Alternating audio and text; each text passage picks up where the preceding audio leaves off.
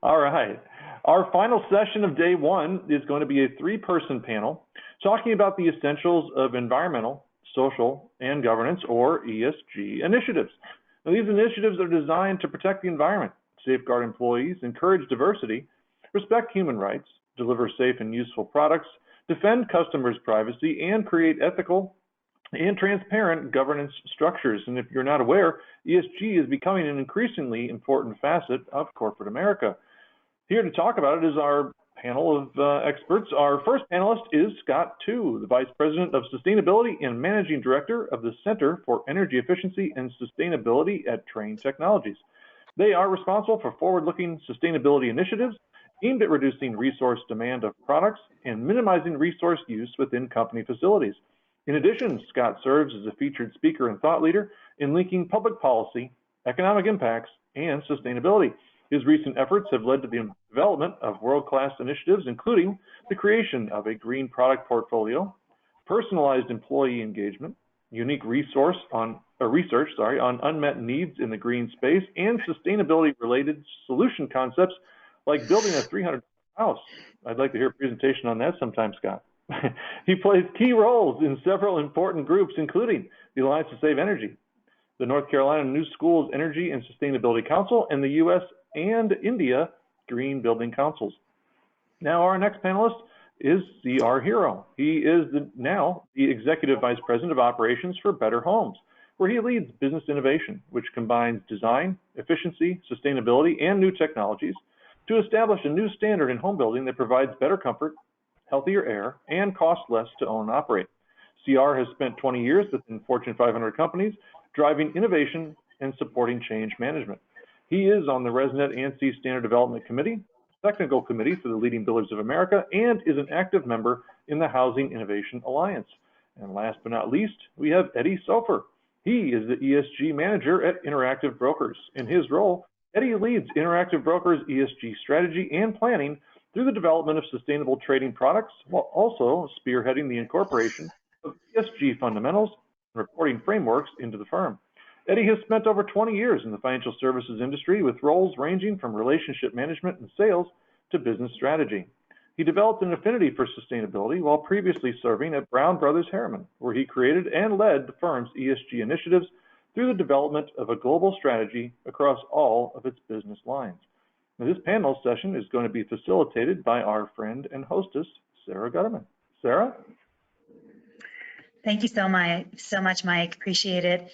Hello, Scott, Eddie, and CR. So lovely to have you here. I'm excited about this panel. I'm eager to hear what you all have to say. I think that the panel is timely, and I like the way that we put together the agenda today because Paul kicked us off, obviously, at a very high level in the very lyrical way that Paul always presents information, both thought-provoking and as genuine as can be. I think Sandra brought it down and created a framework for us to all understand how we can get to a more regenerative circular economy. And now, I think that we can explore some more in-depth solutions from the three of you, a builder, a manufacturer, and an investor. We very methodically crafted the panel so that we could hear three distinct perspectives. And just as some context, clearly a paradigm shift is happening throughout our entire global economy, bringing with it a new way of thinking about the purpose of a corporation, as Sandra outlined in her presentation. Companies are indeed shifting away from a single bottom line comprised solely of financial profitability towards a set of blended values that incorporates environmental stewardship and social justice considerations, and really looks at the interests of diverse stakeholders, as Sandra pointed out, again, rather than just on that single bottom line of profitability. And so, in the face of these evolving expectations, companies are implementing initiatives that protect the environment, safeguard their employees, encourage diversity, respect human rights, deliver safe and useful products, defend their customers' privacy, and create ethical and transparent governance structures. And that's really now taking shape in the form of what we're calling environmental, social, and governance, or ESG strategies, which are becoming essential in the business environment to not just satisfy shareholder and stakeholder demands. Sandra kind of clarified the difference between those two, but also to achieve cost savings and drive revenue and reduce risk. And companies are really finding that ESG strategies allow them to streamline operations, boost productivity, improve resource allocation, and strengthen the supply chain. So, when we look at the ESG elements, first we look at environmental elements, right? So that's ranges from carbon emissions to pollution and emissions to biodiversity and et cetera. We can look at the social aspect in terms of relationships with employees and those stakeholders, ethics and values, human rights, and the social impact that operations have on communities. Governance structures, so how a company is run, how boards are run, how executives are incentivized. And, I think that there's a whole new world of opportunity here. And what I would like to do now is open it up to the panel. CR, if you can start your mic, I see that you're muted right now. I'd actually like to start with you, and actually if you can start your camera, if that's possible for you as well. I have tried to. I may be a floating head, unfortunately. I think I'm mobile, unfortunately, and my camera is acting up. So you may have to hold up bunny ears that represent me virtually throughout the rest of this talk. I got a lot to say, but you may not be able to see my face. All right. Well, we'll listen to your voice. We'll still start with you, CR. If you can just talk about what ESG means to you as a builder and developer, and how you see it, kind of evolving right now from a builder perspective, please. Yeah, I think I really want to build on what Sandy was talking about on the very pragmatic approach to what ESG was always intended to do, right? ESG was founded as an investment criteria to ensure that businesses were sustainable. And I mean that not as the environmental term, but in the capacity to endure. And so ESG at its most fundamental level is about looking at the profitability of a business and the key impacts, social, political, and personnel that can stabilize that business over time. And obviously, as societies become more aware of the broader impact that businesses have beyond just a product, as we learn the interdependencies of both the direct employees and the associated societies that those businesses do their business within, and as regulations, both prescriptive and social change happens in the market, ESG is really become the metric by which investors and smart businesses look at the long-term viability of that business.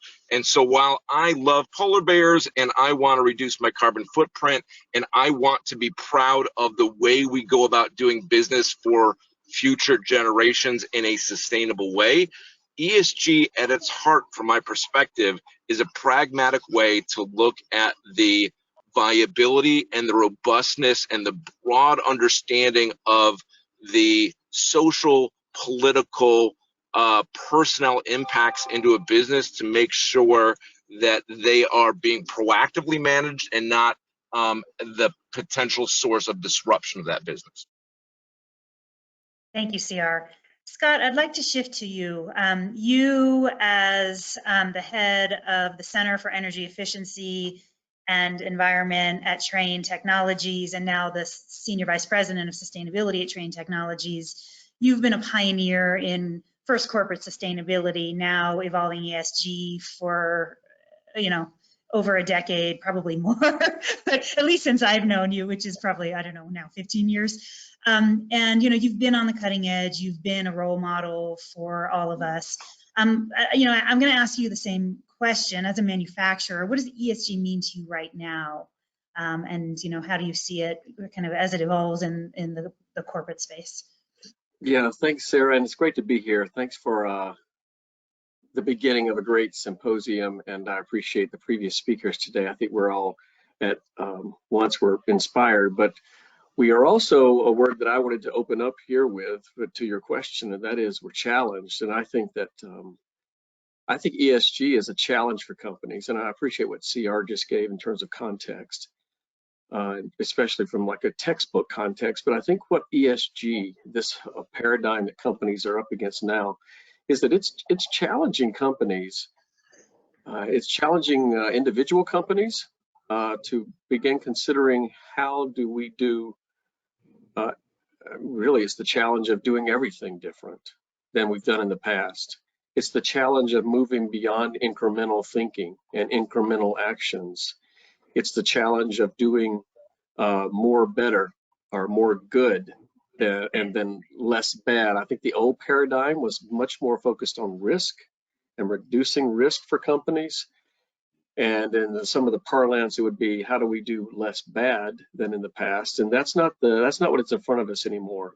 The challenge now for companies is how do we do everything that we do better in terms of attracting people, retaining people, social commitments around community investments. It also extends to our product stewardship and product design, and that thinking of better is a mantra that I think is new to a lot of companies. We were trained, many of us, around the less bad incremental thinking of last year. How do we just do 1% better? Those days are over. The new paradigm is one that invites us to challenge ourselves about and to be motivated about doing it completely different. And can we do it, in the words of my friend Andrew Winston, can we do it in a way that's net positive? That's a page turner. That's a total different paradigm than what we've been doing in the past. And I think ESG invites that. If the company truly, I believe that companies change using ESG and this paradigm of ESG when we begin to very much personalize what's happening outside the company with the company's role in solving the problems. And climate change is a great example. You know, if you can begin personalizing, I mean, for us, for instance, we know that 15% of the world's greenhouse gas emissions comes directly from heating and cooling buildings. That's the homes of people in this meeting today. It's the offices or buildings that we return to when we're in the office. The heating and cooling those is 15% of the world's greenhouse gas emissions, and that's too much. And so we've personalized the fact that we have a personal stake in doing better for communities and for the environment. It also has direct implications for how we operate the company and how we design products. And so I'll stop there, but I mean, it's been a shift. I mean, Paul Hawken gave lots of great examples and great inspiration as always about rethinking everything. And I think it's the process that many companies are undergoing right now. We're not there yet, but we're on our way, and ESG allows us to do that. Thanks, Scott. I have a lot more questions for you. Good. But before we delve into that, Eddie, if we can hear from you about what ESG means from you from an investor standpoint. Certainly. So I think that the CR and Scott used a lot of terms that I was thinking of as well, which is it's a way to look at companies' long-term viability. It's definitely a challenge, but I also see it as an opportunity. So for us in the investment world, it's so prevalent like it never was before. And for me personally, ESG is a way to channel financial resources to the betterment of our planet. Obviously, you know, we're talking about carbon emissions, but there's also a social element to this that I believe everybody's starting to focus on. And so it's also governance. It's being more transparent. And for me, I see it, and I know that this is something that Sandra was talking about before, is not just look at companies that make profit, but also what else they're doing to contribute to the positive elements of society. I see those two things as being married. I really believe that ESG is also a risk management tool, and it's also a way to become profitable. Risk management because you are applying strategies that in the long run will remove the risk.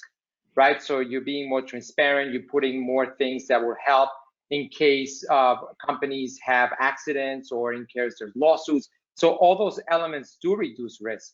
And on the profit side, you're going to start doing things that are going to resonate with your consumers. The time is now. It's a new generation of consumers, stakeholders, investors, and they will be affiliated more towards your company and invest more and buy more of your products. So I see that as a marriage, and I do see it as an opportunity. So that's what it means to me. Thank you, Eddie. I'm curious, how have recent world events like the pandemic, like the war in Ukraine, impacted ESG in general, and particularly ESG investments? Have they hindered things, or actually have they helped facilitate the mainstreaming of ESG? Eddie, I'd like to start with you, please. Sure. And Sarah, that's a great question. I do remember when the pandemic first started, I was concerned because I'm very passionate about ESG, and I just didn't know where this was going. Nobody knew, right? I do believe that the pandemic, social justice events that have taken place, the wars have definitely increased the importance of ESG to a level that is at the top of agendas. And you're now seeing it in almost every industry. It's not just in financial services, but you're seeing it in construction, in building, manufacture, fashion industry. Everybody is much more focused on that. So I think it's definitely elevated its importance. I think it's great that it's doing that because it's starting to hold companies more accountable. It's starting to people are starting to look more under the hood of companies. And in my firm and even in our industry, we're having a lot of shareholders asking those questions. What are you doing as it relates to social issues? How are you treating your employees?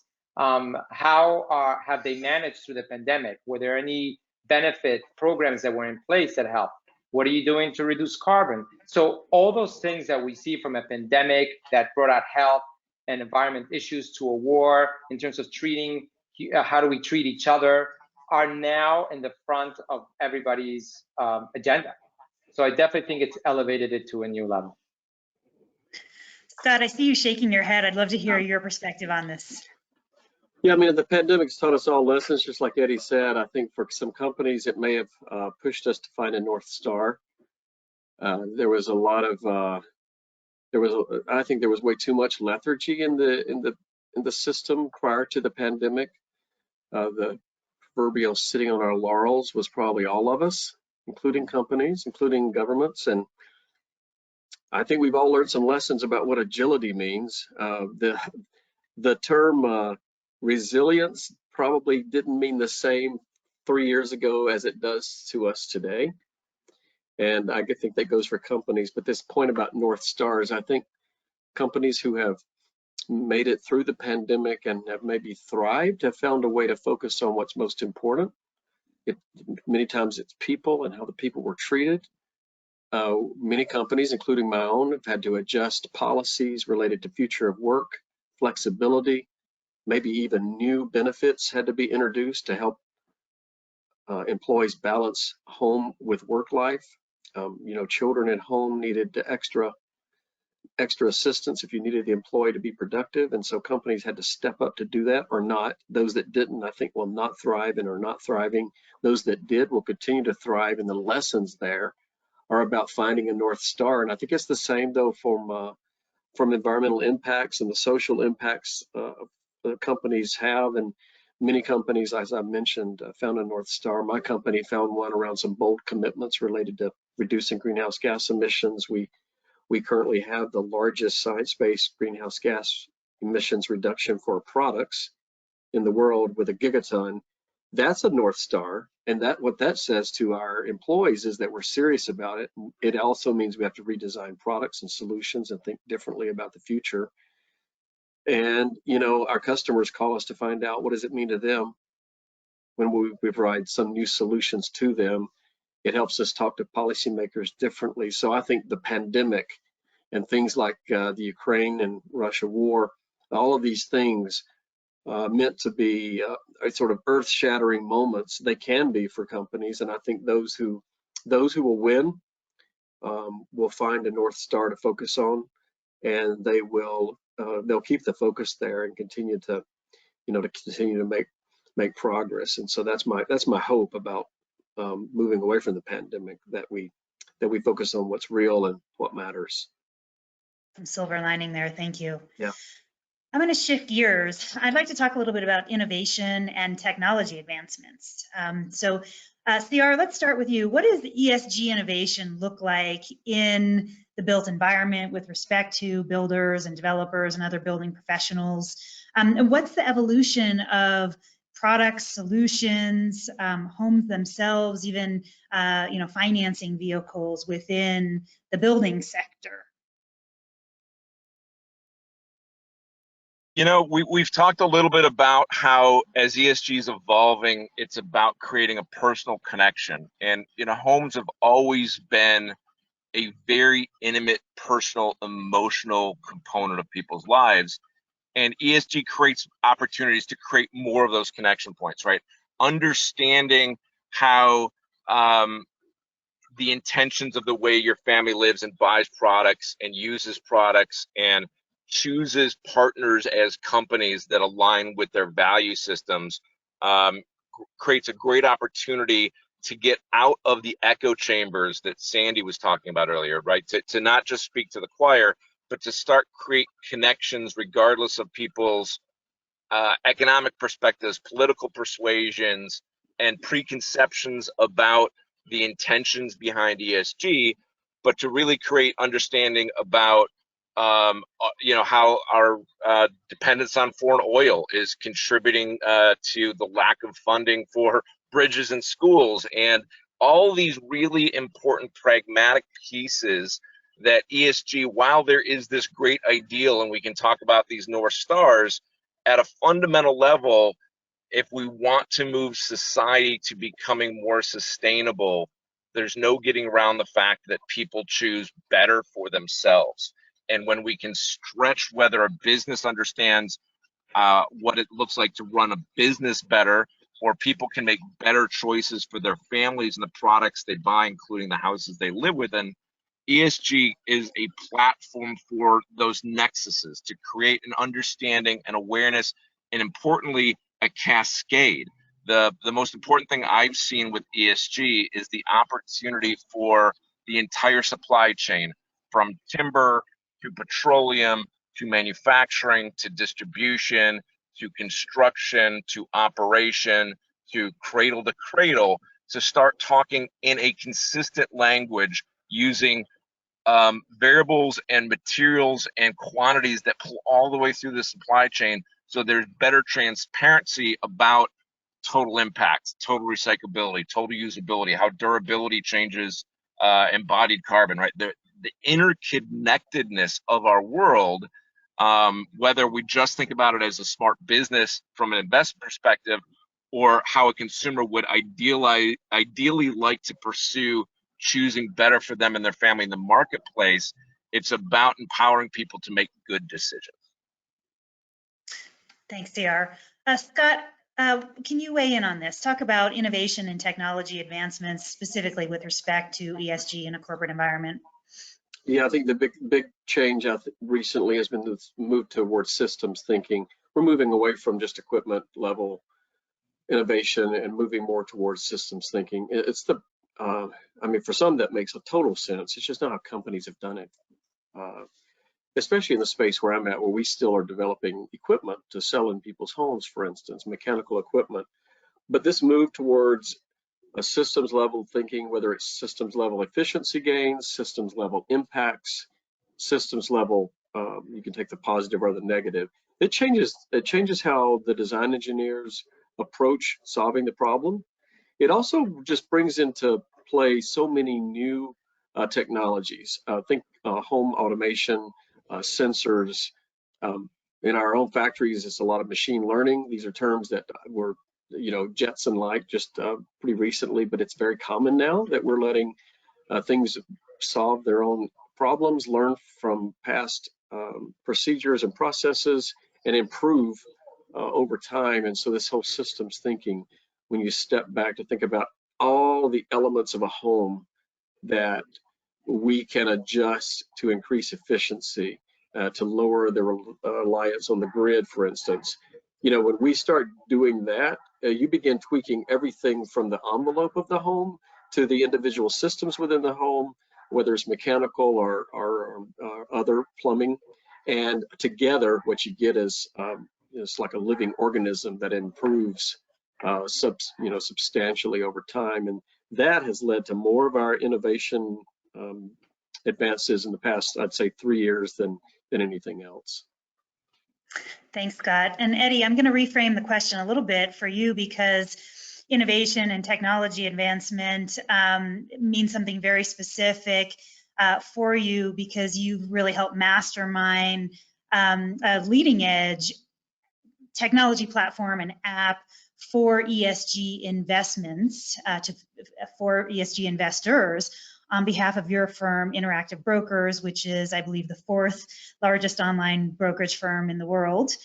So first of all, thank you for that. Thank you for mainstreaming ESG investing. But can you talk a little bit just about kind of the framework for your platform and how you have kind of created these values that investors can select from and choose companies based on the alignment of those values? Yeah, thank you, Sarah, for those comments. Grateful for those.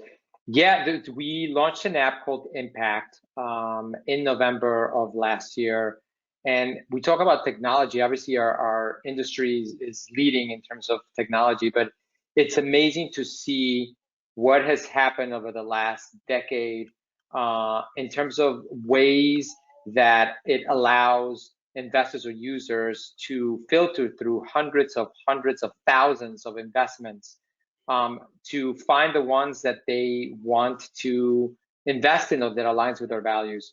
So that's what Impact is all about. And I know that CR mentioned an element of personalization. I do believe that is where the investment world is moving towards, is having a personal journey, a customized way of investing, because everybody has different things that they care about. Everybody has different values. So the app itself allows anyone, even investors that are just starting on their journey, to be able to seamlessly put their money into things that really they can have an affinity towards. The 13 values that we created in-house are proprietary. They were inspired by the United Nations Sustainable Development Goals and also by an organization called SASB, which is a non-for-profit that helps with frameworks on ESG for all companies. And so those 13 values fall into the buckets of ESG. So we have things such as pure water, clean air, gender equality, LGBTQ inclusion, and others. So a user can go in, select the things that they care about most, and also select areas that they want to avoid, frankly. If I don't want the companies that I invest in to be involved in animal testing or in greenhouse emissions or others, that's also a filter that you can add. And with those two elements, you're able to get a letter grade and see how closely you are aligned, your existing investments, I should say, how closely they're aligned towards your values, which is pretty amazing, right? So you'll be able to go in and see, wow, I got a C, and my pure water investments are not good at all. What can I do to improve it? So the app itself will suggest companies with higher scores in that particular value that will increase your overall affinity or alignment. So it's pretty exciting.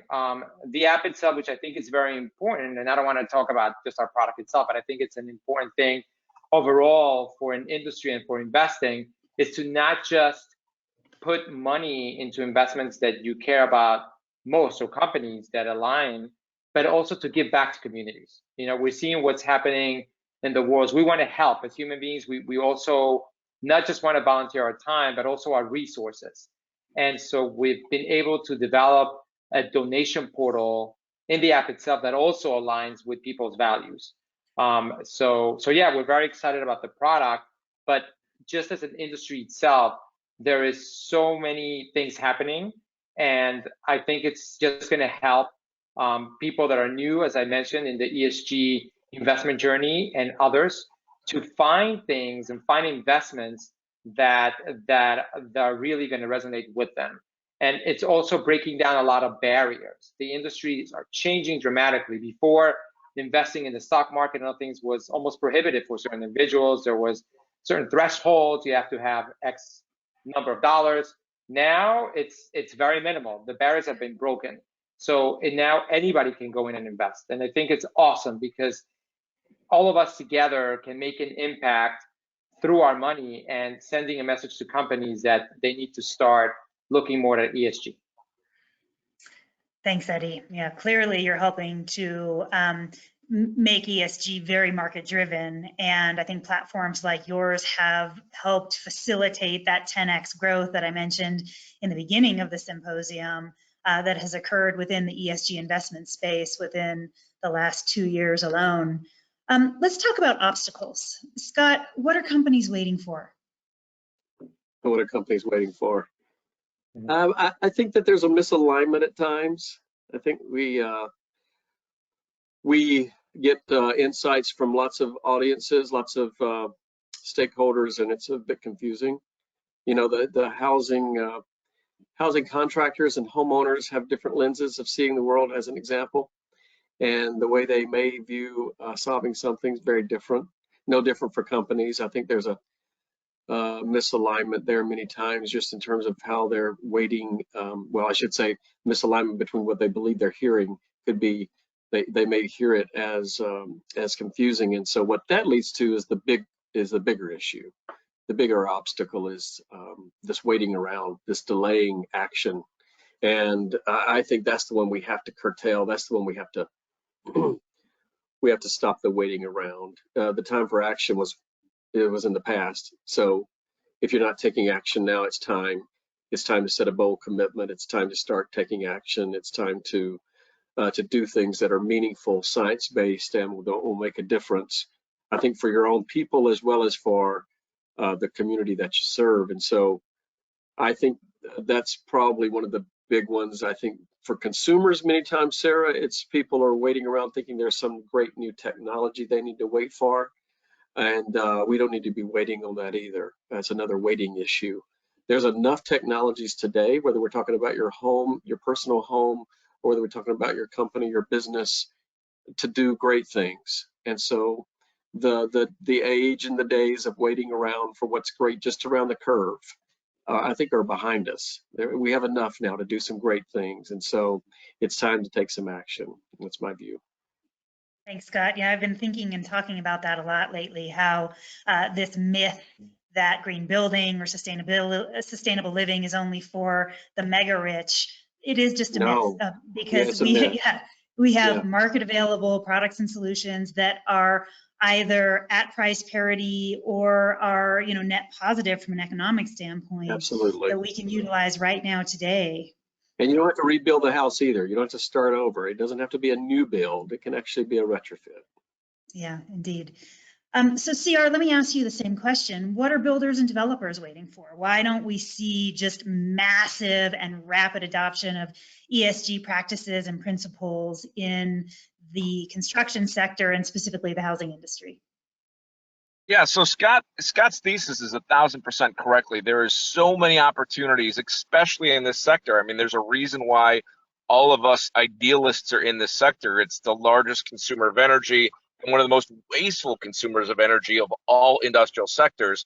But I will tell you that the baby's a little ugly on the financial side. One of the big challenges with the corporate execution of ESG is that there is ESG consultants coming from industrial corporations trying to put a round peg in a square hole and saying, hey, you need to do a detailed report on sex traffic and blood diamonds and nitrogen emissions to the atmosphere, and then try to push that into the regulation environment for ESG for housing.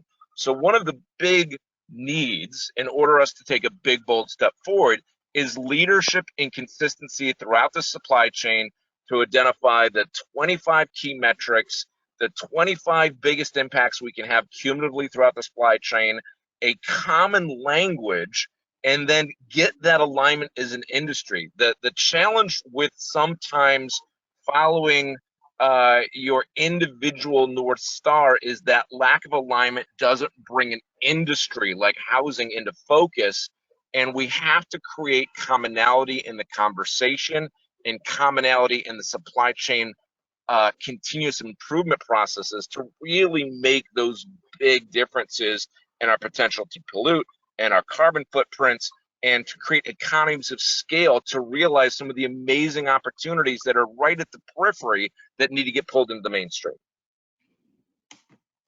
Thanks. And Eddie, what about from your perspective? What's really prohibiting investors or just regular people from placing money into ESG related investments?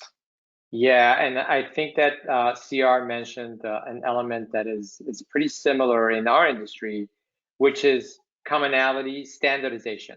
There are so many different ways that people are defining ESG even within financial services, and there's so many different acronyms. It's like an alphabet soup. There's so many organizations that are out there. There's so many rating agencies that are out there, and each one has their own way of measuring how good a company falls within the ESG world or doesn't. There's also different frameworks on how to measure, ESG. How environmentally friendly is this company? And one organization will tell you to follow this framework, while another one says something different. The other complex factor is that, as you all know, ESG is now global. It's everywhere. And so companies like ours and others are sometimes at a loss to see what framework do we adopt. Is it the one that the Europeans are promoting, or is it the one that the US is promoting? And so it gets very complicated and frankly confusing. Looking at a company's ESG score from some of the raters out there, you would be very highly rated in one particular agency, and then very low rated on another. So there is no common language. I know that CR mentioned that as well, and I totally agree. So we need to standardize. We need to have more uniform measures, and frankly, an agency that provides that on a global basis, because we just don't have anything like that just yet. So Eddie, that's a perfect dovetail into my next question, which is, let's talk about policy and regulations with respect to ESG. We're kind of in the Wild West frontier days in terms of reporting, accountability, transparency, but I think that's going to change soon, whether that's the ISSB's kind of their global guidance for ESG related reporting, or the SEC's new climate disclosure requirements, which I think is going to push the corporate environment here much more towards a standardized ESG reporting format with more accountability and transparency. But that's really kind of the big elephant in the room right now. There are certain companies out there that are saying, yeah, I have an ESG strategy, but really nothing to back that up. And I don't think that's going to be the case for much longer. And I think that the companies that don't have that accountability, that transparency, and the backup information that's soon going to be required will face legal repercussions, will face reputational risks, et cetera. So Eddie, do you want to start by just talking about some of the kind of new policies and regulations, including those SEC climate disclosure requirements, and how you think they're going to impact the ESG environment here in the US and globally? Certainly. So this is something, and it's interesting you mentioned, Sarah, like the ISSB and others. There is, because of the challenges that I mentioned, a lot of movement towards unifying agencies and unifying regulators to start putting out policies to provide guidance, frankly, on how companies should be reporting. And as you just mentioned, the SEC recently announced that, I believe starting next year, companies, I think that there's some sort of a tiered schedule depending on the size of your company, are going to have to start reporting on climate, right? Scope 1, Scope 2, and eventually Scope 3. And a lot of companies are definitely not prepared for that. In particular, companies that are not huge carbon emitters, right? So companies in financial services sector or others, they just don't have the expertise to actually start measuring their own scope. So they have to look at outside vendors to start doing it. So I definitely think it's a great way that is going to definitely bring everybody into alignment. But we're still far away from doing that, as you just also mentioned. The SEC still, the proposal is under review. There's pushback, obviously, from both sides of the aisle. There's certain Republicans that are pushing against it and Democrats. So there's going to be time. It's going to be refined. But I'm excited that's out in the public domain, because we do need that clarity, and we do need some sort of guidance and someone to hold companies accountable. In Europe, it's already far ahead. As we know, in the EU, companies are already reporting, and we need to start looking to them to see how the future is going to look like once we put those policies into place. We can learn a lot from it. And so it's great. I'm glad that it's arriving, but I think it's a few more years away until things are uniform standardized. Thanks, Eddie. Scott, can you first explain what scope 1, 2, and 3 means? Because I think some of our audience might not be familiar with those terms. And then once you do that, can you talk a little bit about policy and regulatory changes, how they're going to affect manufacturing in general? I know that's a big question with lots to unpack there, but really, what are the ESG fundamentals that businesses in general and manufacturers really need to be thinking about? Yeah, so first on scopes 1, 2, 3 for the audience, I think of scopes 1 and 2 as the scopes where you could have the most control, for instance. So that's the electricity that it takes to run your factories, for instance, and your offices. And so the ones that you control the most that emanate from the company. So without the company, there would be no emissions. Scope 3 are those that you have less control over. It's the part of your emissions that are associated with your products once you leave them with a customer. So for us, our customers plug in our appliances at the home, and the appliances consume electricity, and that would be considered scope 3. So that's the scopes. So for the audience, hopefully there was no confusion there. What Eddie mentioned is that now the SEC is requiring companies to be more transparent and disclose the load that they're creating across all of those scopes. So once we have that, we can finally, at the economy level, begin to balance things out, figure out where we should go focus. That's number one. And I think policymakers, to your second part of your question, Sarah, I think we're all, it's finally all coming together. There's enough intersections happening that we're all trying to focus on. First, let's understand how big the problem is. Number two is let's figure out if there is any hotspots, and then let's put into place that what will come next will be some mechanisms to drive action. Things like market signals. I won't say the word carbon tax. I'll just say market signals. There's lots of market signals, including incentives that could help drive new action towards something, away from something bad to something better. And there are also other things that can happen, like the stick of a tax or a fee that could be placed on those actors in the economy that need to change, but may be unwilling without some type of disincentive. And so I think that we're on the precipice of seeing all of those things happen. We can't go to the market signals until we know exactly an accounting for what we need to go and fix. And so that's what I mean by it's all coming together on the intersections of all this. And so, and the last point that I wanted to make around what I believe policymakers are looking for on the solution side is the same thing that policymakers, those who are smart, are always looking for, which is, do you have a solution, and is the solution, can it be available economy-wide, and is it affordable? And that's what they're looking for companies like my company to help them understand. Like if you say you have a great solution to reduce the carbon load of buildings and homes, then tell us, is it just some niche thing, or is it actually something that could be adopted at scale in the marketplace to make a difference? And they have to look to companies like ours to help them understand and gauge what's needed to make that happen.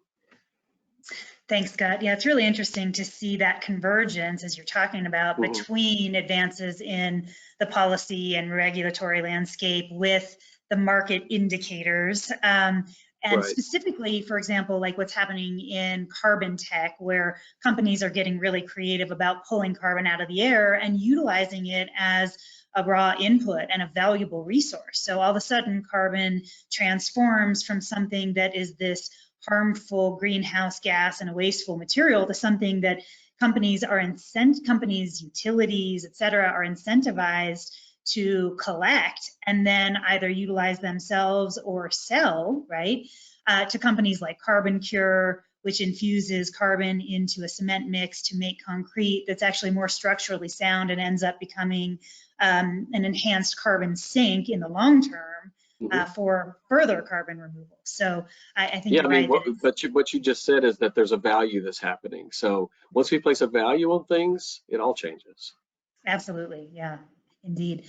CR, let's stick with policy and regulations. What do building professionals and people in the real estate need to be paying attention to with respect to ESG related policy and regulations? What should they be thinking about now so they're not blindsided in the near or mid-term future?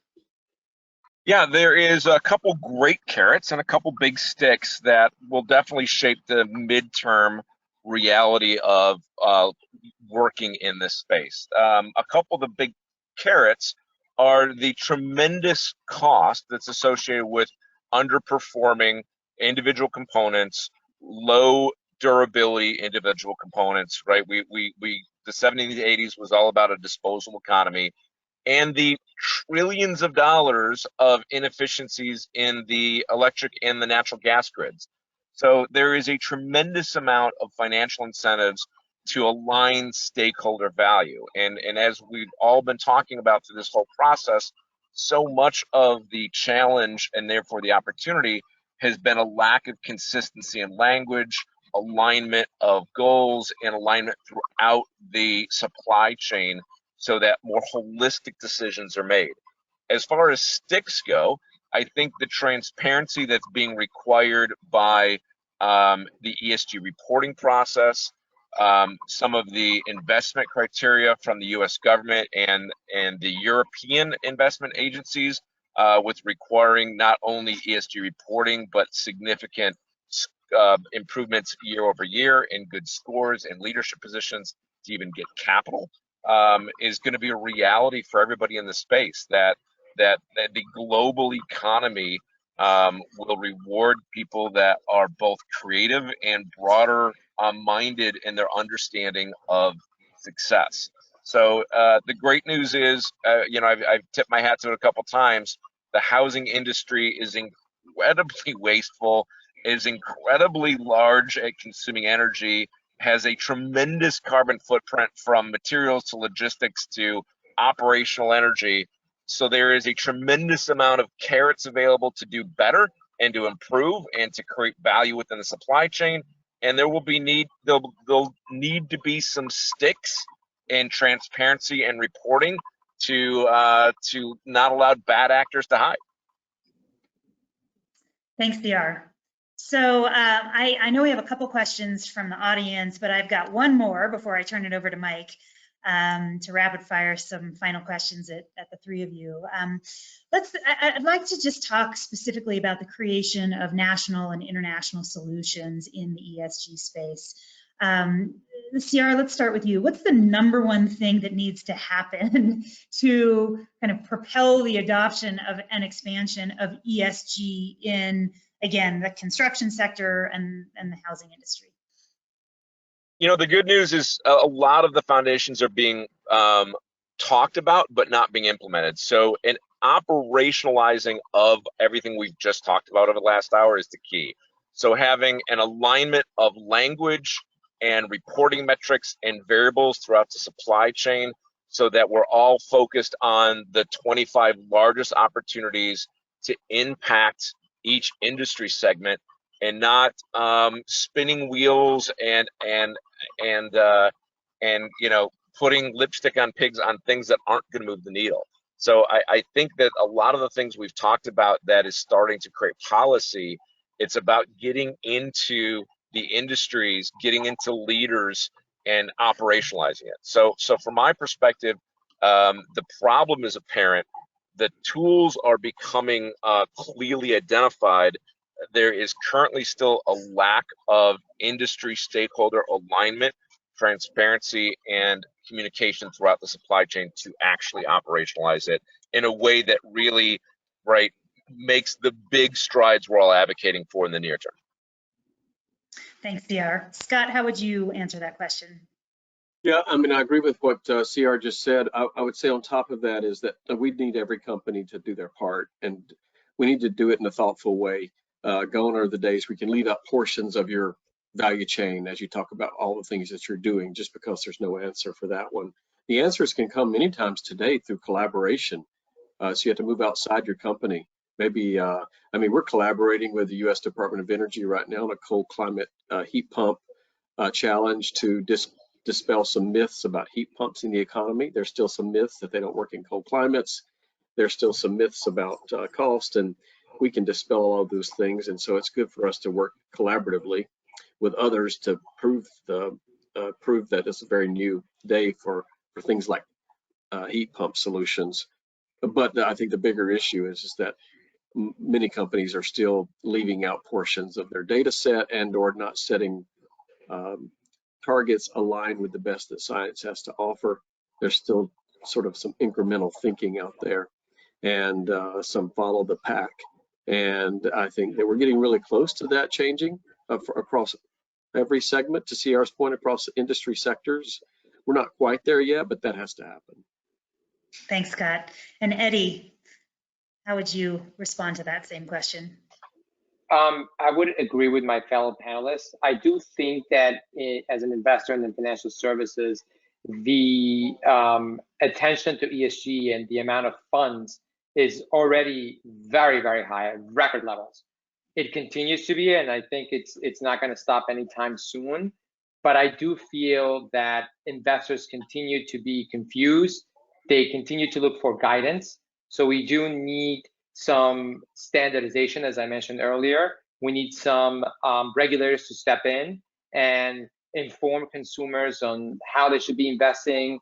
And the other thing that I'm mostly concerned about is greenwashing, right? So that's another thing that we're seeing in our industries. There's a huge amount of influence going in. And for those people in the audience, greenwashing is when companies are not genuine about their mission or investment in ESG, or they might say that some of their funds are ESG oriented or green, but when you look at the securities that they're holding, they're really not. So I think we need more regulation, more guidance, and frankly, ways to deal with this greenwashing that is happening more and more, because people are seeing ESG as being trendy and everybody wants a slice of the pie, but we all need to be genuine and not just doing it to attract others, because they're going to get caught in the end. So that's an area of focus we need to start looking at. Thanks, Eddie. Now, Mike, I know we have a few questions from the audience, and we've just got a few more minutes. So if you want to chime in and ask some of those questions, that'd be great. Yeah, certainly. Thank you much, Sarah. I'm going to start off with a question that I think is geared towards CR. CR, good to hear you again, sir. How you been? So Mary Jo asks, or opines that a majority of net zero buildings are commercial, and it makes sense to commercial building owners because there's a long-term payoff. In her opinion, we need to approach this as a what's in it for them kind of mentality, because there's still a healthy percentage that aren't net zero. On the profit side, she's thinking that we have to engage them in what is the long-term financial and ecological benefit. So that's part of this, but the other part of her kind of thinking on this is, how do we get residential builders to think this way too? Yeah, it's a challenge I've personally been faced with a lot, which is distributed construction, where you're building 2,000 square foot at a time on a different lot across a geographic area, has much more challenges in documenting compliance with large sustainability programs like LEED. And so LEED has been working a ton in order to consolidate and create processes much more aligned with like Energy Star and U.S. Department of Energy Zero Energy Ready, so that residential programs and builders can better align to ESG centered policies and procedures and document it efficiently. So from my perspective, the large adoption of governmental buildings with LEED was driven around a governmental policy to do that, and an efficiency from the general contractors of being able to document all the supply chain, all the trade base, all the materials, all the energy, all the mechanicals over one project. That creates you know, an economy of scale per se for, you know, let's say a government building costs $10 million. Well, you know, that's 20 residential homes. Certifying 20 residential homes instead of one commercial building is exponentially more complex and labor intensive.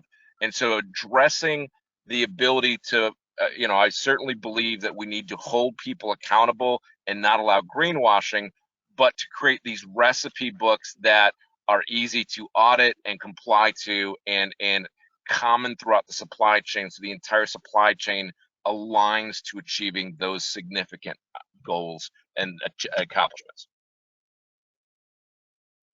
I tell you what, the questions that we've been asked today have been fantastic, because the answers that have been given to just kind of roll right into the next question, and that's the case here. So this is really a question geared more towards Scott and Eddie. Pete wanted to know, you know, with standardization of metrics and regulatory bodies for ESG, how do we keep meaningful concepts from being co-opted and watered down by large companies who want the credit but don't want to pay the costs? I'm not sure I quite understand the question. I think the question is more about unique solutions that might be headed to the market, and how do we keep those as proprietary as possible. And I think our rules around intellectual property will remain the same. I do think, though, that that for those solutions that are significant, that we'll see the same thing in a capitalism society as we've always seen, which is a rush to follow the leader very fast and to find out if there's a way for other companies to get a piece of the pie as well. So I don't see anything changing there. It's not been one of our big concerns. I will say that for companies who have begun the journey of right-sizing their carbon footprint, say over the past 5 or 6 years ahead of regulation, I think they do stand to gain something in the marketplace. It's unclear exactly what they will gain ahead of compliance with SEC and other groups that are regulating some of this, or who will be regulating this. That's still an unknown, but I always believe that those who are ahead of a compliance deadline or ahead of standards being developed, they have a different view. Those companies have a different view. Those are the companies you want to I think to watch, because they're going to continue to push for staying ahead of the curve. Yeah, and I would agree with Scott, and I think an element of the question that I heard, perhaps the way that I'm interpreting it, is, you know, taking credit or watering it down. For me, it's kind of like greenwashing. I think that the presence of regulators and, you know, putting out policies and this is the way it has to be done will align everyone, and will also minimize greenwashing effects, and will also encourage more transparency, which is great for consumers. In particular, in this environmental side, it's going to be an amazing way to see collectively how far are we from reaching our overall goals. So I think that that is coming, and that's something that's definitely gonna level the playing field. Yeah, and that's exactly what he was getting at, Eddie, was the prevention of greenwashing, and so that companies can't just say, oh, well, we're going to lobby this down and water it down, because it's a challenge. It certainly is. So I've got 2 questions. They're both for Scott. Scott, I know you're not going to like these questions because they're going to make you talk about train. So, you know, forgive me. But Ned's got a question about, are there opportunities for using refrigerants with very low GWP? Can you talk a little bit about what's being done in that regard? Yeah, we've been leading on this now for 9 or so years. No one outspends us on research and development around next generation low GWP refrigerants. The issue in the residential space is the same issue that we've had for a long time, which is the residential industry, home builders, as well as really just the mechanical contractors nationwide. Their preference is to always have one refrigerant on the trucks as they service in homes, and which means that the industry typically, we typically transition in lockstep with the rest of the industry. That may not be the case this time. There's enough research and development out there. There's enough new options on low GWP refrigerants that we can move faster, and there just may be a window coming soon where we're able to offer, speaking Trane, as well as other providers, can offer a variety of options for customers based on your specific request and the application going in the home, whether it's a mini split or whether it's a ducted system. And bottom line is that options exist already. So you can follow up with me if you'd like to know more about those. Number two is, I think in the next year or so, you're going to see even more options in the market around this next generation refrigerants. Was there a second question, Mike? Yes, we do. So there's another question from Pete. He's wanting to know, we talked about transparency, right? So his question is there any place to see what Trane has to say about heat pump myths, or do we have to wait for the publication of something? Yeah, that's a great question. So on the we do have some of that on our Trane website. So if you go to tranetechnologies.com and then go to the business website, you will see something there. However, with that being said, we will be releasing something very soon. Actually, on Friday, the company's latest ESG report is released to the world. It's Earth Day. And following that will be some more behind the scenes information about the cold climate heat pump challenge that I just mentioned. You can also go on the DOE website to find out more about that one. And they have a lot of great information. There's a little pitch there for the DOE that EERE office is doing a lot of great work around heat pump. And the big piece of this one right now is just to demonstrate that, yes, heat pumps can continue to operate at -15. So for our friends in Minnesota, it works, and we're coming after you. So yeah, it's on the website.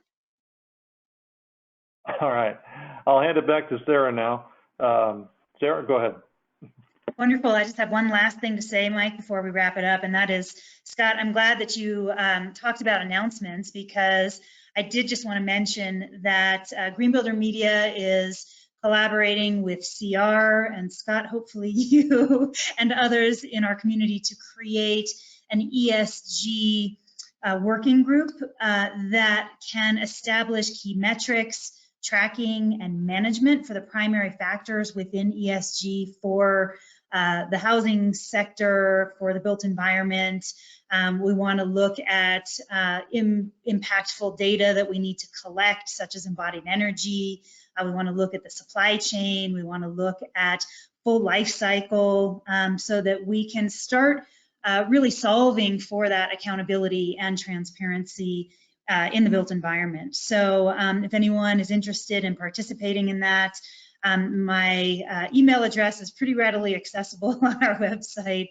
We will also be sending out a call for participants. Please look for that.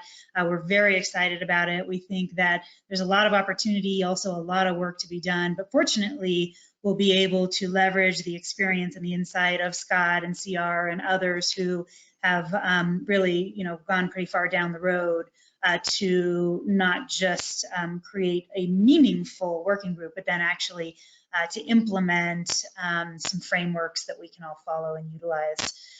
Because if we don't create the framework, somebody else will create it for us, right? And we want to make sure we have control of that. So Mike, that's it. And I want to pass it back to you and let's wrap it up. Good day. Thank you. Thanks, by the way, Scott, Eddie, and CR for your insights on this panel. Really interesting. Thank you. Thank you to all of our panelists and all of our speakers today, providing us with the dynamic day one of the Green Building Media Sustainability Symposium 2022. Also another thank you to Train Technologies for their generous sponsorship of the symposium.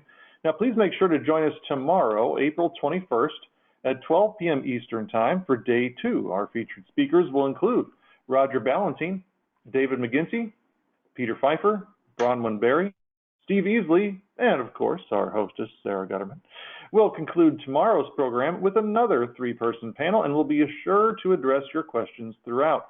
On behalf of Green Builder Media, I'm Mike Collignan. Thank you for attending today, and we'll see you tomorrow.